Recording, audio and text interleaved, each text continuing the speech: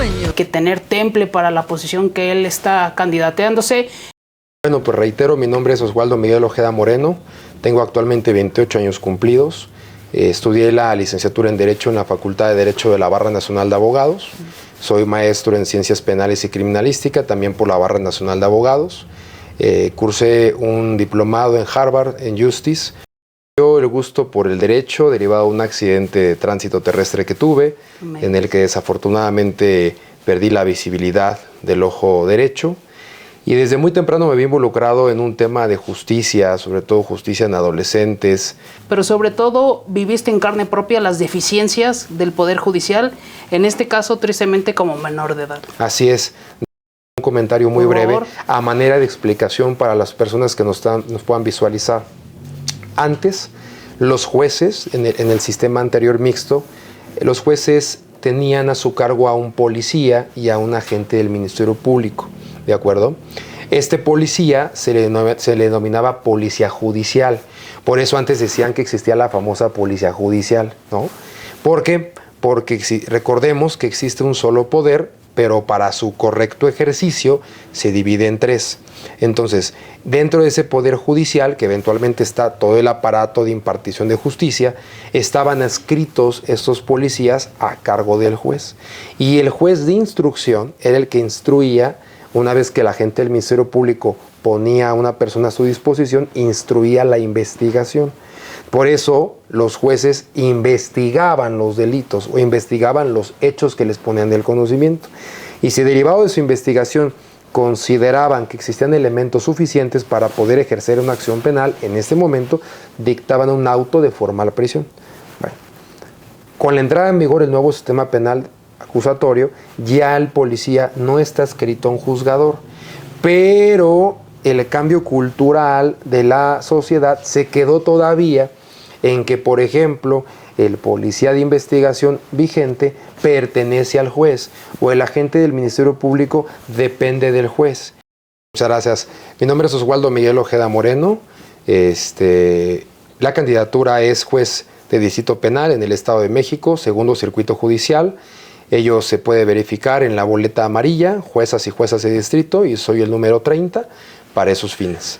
Y bueno, como para finalizar, dejar el último bocado. Por favor. Decía mi querido maestro, en paz descanse, el magistrado Miguel Ángel Aguirre López, que hay que ejercer el derecho con conciencia social y conciencia jurídica. Cuéntame tu sueño. Amigas y amigos del podcast Cuéntame tus sueños, ¿cómo están? Hoy tenemos un invitado de gran relevancia. Hay que tener temple para la posición que él está candidateándose, ya que es candidato a juez penal del segundo circuito del Estado de México, el candidato Oswaldo Ojeda. ¿Cómo está? Buenas noches. Muy bien, muchas gracias. Muy contento de estar aquí con ustedes en este espacio. Pues mira, como es tradición en este podcast pedirle que te autopresentes. ¿Quién es el candidato Oswaldo Ojeda? Oswaldo Miguel Ojeda Moreno es un joven que nació en Ciudad de México, integrada por una familia muy bonita. Mi papá fue taxista toda su vida, mi mamá secretaria y después brincó a parte de enfermería, un hermano maravilloso. Y bueno, pues nació el gusto por el derecho derivado de un accidente de tránsito terrestre que tuve, en el que desafortunadamente perdí la visibilidad del ojo derecho. Y desde muy temprano me vi involucrado en un tema de justicia, sobre todo justicia en adolescentes, en el que me tocó acudir a audiencias, incluso en calidad de víctima, específicamente en este Estado de México, en el reclusorio de Chiconautla. Y me percaté desde muy joven todas y cada una de las injusticias, pero más que injusticias que en ese momento no comprendes el punto y alcance de lo que implica esa palabra, sí a su vez también las dificultades que cualquier ciudadano, en este caso yo al ser incluso un menor de edad en ese entonces, tenían como barreras inmediatas para poder acceder. Desde el no permito el ingreso al público como autoridad, sin saber por qué no admitían el ingreso al público a una sala de oralidad que tiene que ser pública, hasta el no entender siquiera las resoluciones por parte de una persona que se dice ser juez o jueza, que hablan un idioma tan técnico que es muy complejo el poderlo entender uno como ciudadano y más en el caso entonces como menor de edad. Esa fue una de las cuestiones más interesantes que yo pude ver que en el aspecto personal impactaron de manera profunda para poder estudiar la carrera en Derecho. Te cuento brevemente. Por favor. Antes me gustaba mucho la música, me sigue encantando, desde luego, pero una de las grandes visiones que yo tenía era ser ingeniero en audio. Por lo tanto, una de mis pasiones cuando era más joven, ¿no? Era ser DJ. Entonces yo era DJ en diferentes discotecas y demás, evidentemente con el permiso de mis padres. Y me percaté de muchas cuestiones inherentes también a ese estilo de vida nocturno, de alcohol, problemas. Digamos que de manera legal el inmediato contacto que tuve fue policía, ¿no? Autoridades administrativas que llegaban a verificar si no habían menores de edad, si habían menores de edad, que no están de tomar, etcétera. Mi familia no pudo eventualmente pagar una carrera de ingeniería en audio por lo costoso que era esa carrera de ingeniería en audio. Solamente hay 2 escuelas a nivel nacional quienes tienen esa licenciatura. Y entonces, derivado de este problema que te cuento, nace justamente el poder estudiar la licenciatura en Derecho. Mi hermano es abogado. Y bueno, mi padre no es abogado, mi madre no es abogada, solamente mi hermano. Y nace justamente con esta necesidad de entender por qué, en el caso mío, se había generado una impunidad de haber absuelto a la persona que me había lesionado en un accidente de tránsito terrestre, el por qué había pasado eso. Es decir, qué había fallado si según nosotros como familia teníamos todas las pruebas, todas las evidencias de esta responsabilidad. Y de ahí surge la necesidad, pero sobre todo el amor que después encontré en estudiar esta licenciatura en Derecho. Entonces, ser víctima, sufrir un accidente, fue para ti un antes y un después, pero sobre todo viviste en carne propia las deficiencias del Poder Judicial, en este caso tristemente como menor de edad. Así es, desde la gente del Ministerio Público que no supo integrar una carpeta de investigación, desde la Policía de Investigación que nunca investigó con base en sus deberes y obligaciones, hasta la autoridad judicial que solamente escuchaba lo que se le decía por parte de un representante social, de un abogado victimal, y que no veía y que no escuchaba lo que en este caso, en ese momento víctima directa, que era yo, y mis víctimas indirectas, que eran mis progenitores, tenían que decir, ¿no? Es ¿Y decir, se te hizo justicia? No. O sea, aparte de todo, no se te hizo justicia. No, hasta la fecha todavía, vamos, ya viéndolo desde el punto de vista distinto, también te percatas que hubo poco técnico el manejo que en ese momento los abogados tenían, porque este asunto justamente nace en la transición del nuevo sistema con el antiguo sistema de justicia, y existía una vacatio muy compleja, incluso de conocimiento tanto de autoridades como de partes procesales que en su momento se veían involucradas. No justifico el resultado que se haya obtenido. En mi caso ello motivó a justamente estudiar, entender, analizar, investigar e incluso proponer al mundo jurídico diversas cuestiones que pudieran ser interesantes para prevenir la impunidad en el defecto en concreto, o en el mejor de los casos crear también esa justicia, gente inocente que no tiene que estar haciendo algo dentro de un centro penitenciario. Pero lo que sí es una realidad es que en ese momento incluso las propias autoridades no tenían clara cuál era la estrategia o el criterio de cada una de las audiencias. Era muy temprano para el sistema, lo que trae como una de las primeras premisas de, si en mi caso pasó, ¿cuántos asuntos existen y existieron en esta vacatio de esta curva de aprendizaje para poder entender el sistema? Lo que me llama muchísimo la atención es que existen 2 tipos de personas, ¿no? De las que sucede alguna situación como la que te acaba de pasar tristemente y no salen adelante, y como tú, que tomaste mayor fuerza y dijiste, no puede ser que esto que pasó me pasara a mí y siga pasando, y tratar de cambiar las cosas para mejorar lo que a todos nos interesa, que el país sea un país al que todos merecemos y por el cual todos luchamos, y que mejore su situación jurídica. ¿Qué decisiones de tu pasado crees que te llevaron a estar hoy en día como candidato a juez? Una, sin duda alguna, esta parte del accidente que tuve. 2, el estar constantemente en hospitales recuperando mi vida y recuperando parte de mi órgano, como lo es el cuerpo y el ojo en específico, y el ver cada una de las injusticias, el poco tacto, el poco trato, que por parte incluso de las autoridades administrativas de salud existen, el de pronto estar sentado en una sala de espera de hospital y ver que llega un paciente en estado de alcoholemia, llega un paciente intoxicado de pronto y no puede pasar. Entonces, ¿por qué no? Se puede morir, seguro es papá, es hermano, es tío, es un ser humano, dale el acceso, permítele la atención. Simplemente el policía de la entrada o la persona que esté en ese momento a cargo dice no puede pasar, y se hace las veces de un director de un hospital, por ejemplo, y no puede pasar, ¿no? Ese tipo de cosas que marcaron el antes y el después en mi vida me obligaron también el poder proponer una manera diferente de poder visualizar las cosas, ¿sabes? Porque es muy fácil sentarse en una silla a impartir justicia desde lo que tú crees que es correcto, pero que tú hayas vivido en ese rubro la cotidianidad de una sociedad eventualmente, que tú hayas vivido la necesidad de distinguir entre si tienes 15 pesos para el camión o quitas 10 para que compres un taco en el metro, pero te vas en el autobús que siempre lo van a robar. O sea, el poder distinguir todas esas necesidades son las que te hacen más sensible. Y una de esas razones fueron justamente las que me motivaron hoy en día a optar por esta candidatura, ya que he tenido la oportunidad, tanto en el aspecto personal como en el aspecto profesional, de estar en diferentes puntos del sistema. Desde víctima, ¿no?, de manera respetuosa, dolorosa, pero no con vergüenza, sino con mucho orgullo. 2, desde ser un abogado asesor victimal, que justamente esté del lado de las víctimas, que coadyuve con el Ministerio Público. 3, como abogado defensor, preponderantemente mi actividad es de abogado de corte defensor. Y también he estado como investigador privado en algunos otros asuntos que implican justamente la mecánica de esclarecer el hecho. Y en algún momento dentro de mi licenciatura y mi formación hice mis prácticas profesionales en el Poder Judicial de la Federación, específicamente en juzgados de distrito con residencia en Naucalpan de Juárez, Estado de México. Y yo también me aperturó otro panorama, porque muchas veces los abogados, las partes procesales, pensamos que la justicia no es pronta y expedita. E incluso, con mucho respeto, compañeros candidatos proponen que la justicia pronta y expedita, pero pocos hemos estado dentro de una institución como lo es el Poder Judicial Federal, por ejemplo, y vemos que en un día llegan 40, 50 demandas.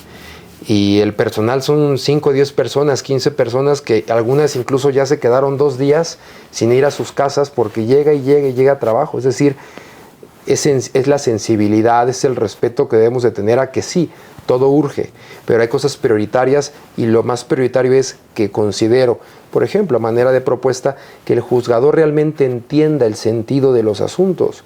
O sea, impartir justicia en papel es muy compleja a impartir una justicia donde sientas realmente lo que la parte te quiere decir. No es lo mismo que estemos aquí platicando y que de pronto se vea en una grabación y demás, a que veamos otro aspecto, ¿no? Esa es una de las cuestiones principales. Ahora, la pasión por el derecho, ¿en qué momento empiezas? Que nos compartas, ¿dónde estudiaste? Algunos profesores que recuerdes tu primer día de clases, porque vemos que eres apasionado en el tema. Me encanta. Y que le recuerdes a la ciudadanía tu cargo por el que compites, en qué boleta, qué número, sobre todo para estarlo memorizando y acabar el podcast ya bien presente y convencidos de que eres la mejor opción. Muchas gracias, se los agradezco. Bueno, pues reitero, mi nombre es Oswaldo Miguel Ojeda Moreno, tengo actualmente 28 años cumplidos, estudié la licenciatura en Derecho en la Facultad de Derecho de la Barra Nacional de Abogados, soy maestro en Ciencias Penales y Criminalística, también por la Barra Nacional de Abogados. Cursé un diplomado en Harvard, en Justice. Esto lo hice en la temporalidad del COVID, entonces fue en línea, lo cual fue muy interesante porque se me desarrolló mucho el sentido de la filosofía y, más que la filosofía, el entender ciertas cuestiones sociales que pareciera ser novedosas, pero que si entendemos filosofía y leemos la historia ya han acontecido en diversas ocasiones y que grandes preguntas y las respuestas están ahí en los libros de la historia. Posteriormente a eso, una de las pasiones que recuerdo mucho al ingresar a la licenciatura fue el entender por qué existían tantos libros de derecho y pocas personas interesadas en los mismos.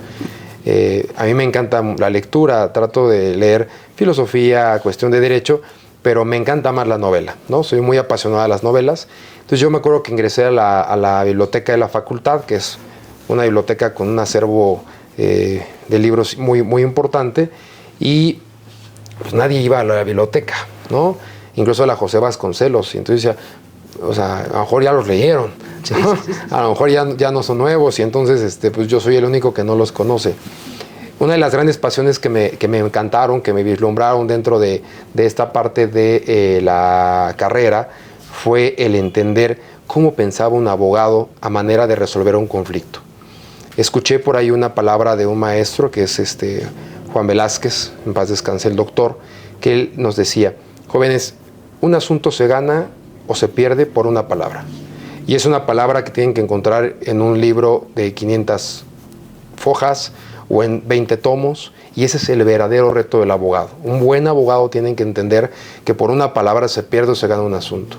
En el caso en concreto, ahora que aspiro para ser juez federal especializado en un sistema penal acusatorio para el segundo circuito judicial, trato de hacerle entender incluso a la sociedad, diferenciar el papel que juega el papel que juega el juez en un rol específico frente a otras autoridades administrativas, como lo puede ser el agente del Ministerio Público, como lo puede ser la Policía Municipal, como lo puede ser la Policía de Investigación. Existe aún todavía una gran confusión en estas figuras. Y ello obedece, si me permites, un comentario muy breve a manera de explicación para las personas que nos puedan visualizar. Antes, los jueces, en el sistema anterior mixto, los jueces tenían a su cargo a un policía y a un agente del Ministerio Público, ¿de acuerdo? Este policía se le denominaba policía judicial. Por eso antes decían que existía la famosa policía judicial, ¿no? ¿Por qué? Porque recordemos que existe un solo poder, pero para su correcto ejercicio se divide en tres. Entonces, dentro de ese poder judicial, que eventualmente está todo el aparato de impartición de justicia, estaban adscritos estos policías a cargo del juez. Y el juez de instrucción era el que instruía, una vez que la gente del Ministerio Público ponía a una persona a su disposición, instruía la investigación. Por eso los jueces investigaban los delitos o investigaban los hechos que les ponían del conocimiento. Y si derivado de su investigación consideraban que existían elementos suficientes para poder ejercer una acción penal, en ese momento dictaban un auto de formal prisión. Bueno, con la entrada en vigor del nuevo sistema penal acusatorio, ya el policía no está adscrito a un juzgador, pero el cambio cultural de la sociedad se quedó todavía en que, por ejemplo, el policía de investigación vigente pertenece al juez o el agente del Ministerio Público depende del juez. Y entonces de pronto escuchamos que agarraron a una persona en tal domicilio y se hizo todo un tema mediático y a los 3-4 días el juez lo soltó, ¿no? No, es que son dos figuras completamente diferentes, es otro sistema por completo distinto, en donde el juez, como fuera el caso, va a escuchar a través de la oralidad los argumentos de cada una de las partes. El agente del Ministerio Público pone ante la opinión del juez y ante su investidura qué fue lo que pasó a través de la oralidad. Y la defensa, la víctima, el propio imputado defienden sus posicionamientos. Nadie habla, por ejemplo, de que si el agente del Ministerio Público frente a un juez llega y le dice: señor juez, fíjese que se trata de un asunto de violencia familiar. Y de pronto la víctima dice: no, nada más me gritó y me quiso pegar, pero yo no quiero ejercer acción penal en contra de mi esposo, los dos nos alteramos. No, usted no diga nada. O sea, que fluya la información. De eso se trata ese sistema, que fluya la información, ¿de acuerdo? Y bueno, pues yo estoy en este segundo circuito judicial, Estado de México, soy el número 30 en la boleta amarilla, que es la de juezas y jueces de distrito, y estoy en el recuadro verde, que es materia penal. Nos gusta y vemos en ti el temple, yo creo que de un juzgador para temas penales, que no es nada fácil, pero quisiéramos, si nos diera la oportunidad de conocer ese lado humano. Ha sido una situación complicada la que te ha llevado a este momento, pero sabemos que con mucho orgullo vas a salir avante y que bueno, gracias, que en próximos meses te veamos en funciones. Muchas gracias. Pero tus hobbies, el joven que hoy tristemente esté en una situación muy similar a ti, que le digas: lee este libro. Mientras estás en cama recuperándote, lee este libro, que si tú lo hubieras leído en ese momento te hubiera cambiado el chip mucho más rápido. ¿Qué películas, qué series recomiendas? Y sobre todo, el playlist, ¿no? Cuando vas a salir a hacer reporte, ¿cuál es la primera canción que dices? Esa me cambia el estado de ánimo. Bueno, pues parecía muy curioso, pero voy a empezar por el playlist, ¿no? Sí. Me encanta, me fascina Julio Iglesias, por ejemplo. Yo daría como un consejo que los jóvenes hoy en día, además si quieren conquistar a una musa de manera correcta, Julio Iglesias me fascina. No quiere decir que no me guste la música actual, por supuesto que me gusta, pero me gusta mucho Julio Iglesias. Me gusta, analizar la letra de sus canciones. Sobre todo me impacta la manera de la letra, la forma en que se interpreta, y llega un punto de la vida de toda persona que entiendes que José no estaba tan mal, ¿no? Exacto. Entonces, esa es una de las cuestiones que me gustan mucho. Me fascina también todo el tema que tenga que ver con cantos gregorianos, Grupo Era, Enigma. Me gusta como ese tema, efecto de relajar, ¿no? Es importante también encontrar un mood de estabilidad y no estrés de todo lo que manejamos, ¿no? La región más transparente de Carlos Fuentes fue un libro que a mí me cambió la vida. Me parece que si ese libro lo he llorado más de 20 veces y lo he leído más de 40 veces, y cada vez que lo leo y encuentro el personaje Cienfuegos, me siento él, ¿no? Yo sí les pediría que si existe la posibilidad a los que nos escuchan, lo lean. Es un clásico de Carlos Fuentes, La región más transparente. Aura también me fascina, un poquito de terror mexicano, pero lo que puedo decirte que sí cambió por completo mi vida es Caballo de Fuego, ¿no? Caballo de Fuego para mí fue un libro muy interesante. Es un libro que son 3 trilogías, que es París, que es El Congo y que es Gaza.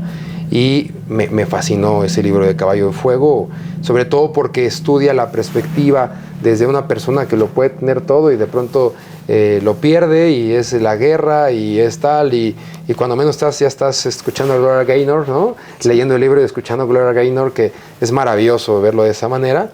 Y pues bueno, también me gustaría dejar sobre la mesa un libro que actualmente, y sobre todo para los compañeros candidatos que pudieran estar interesados en que esto no es novedoso, pero es un impacto muy complejo en México. El libro de La apelación, se llama La apelación, de John Grisman. Lo pueden encontrar en cualquier librería, específicamente Gandhi.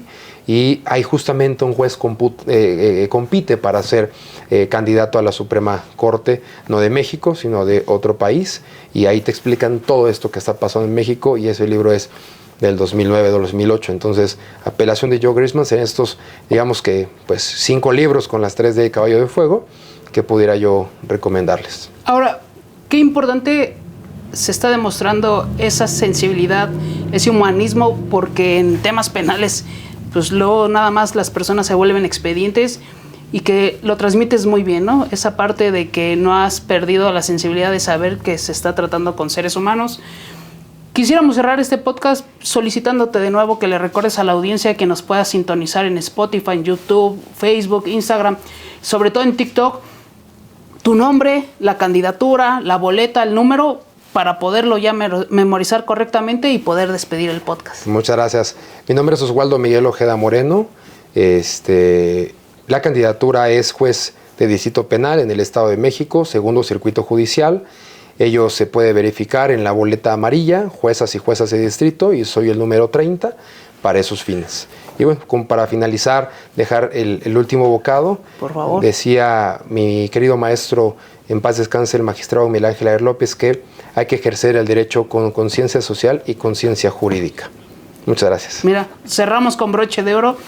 Y agradecerle a todas las personas que nos sintonizan su preferencia al poder visualizar el podcast Cuéntame tus sueños. Muchísimas gracias por haber asistido. Es un honor, muchas gracias. Gracias, hasta luego. ¿Tienes un sueño que puede cambiar tu municipio? En Cuéntame tus sueños hablamos con figuras políticas y ciudadanos comprometidos para encontrar soluciones reales. Los micrófonos a tus calles, en favor de nuestras necesidades, generando debates, escuchando a la gente y visitando a los tomadores de decisiones. Este es tu espacio para proponer, discutir y transformar. Únete a la conversación. Cuéntame tus sueños, el podcast donde tus ideas se hacen escuchar. Síguenos y súmate.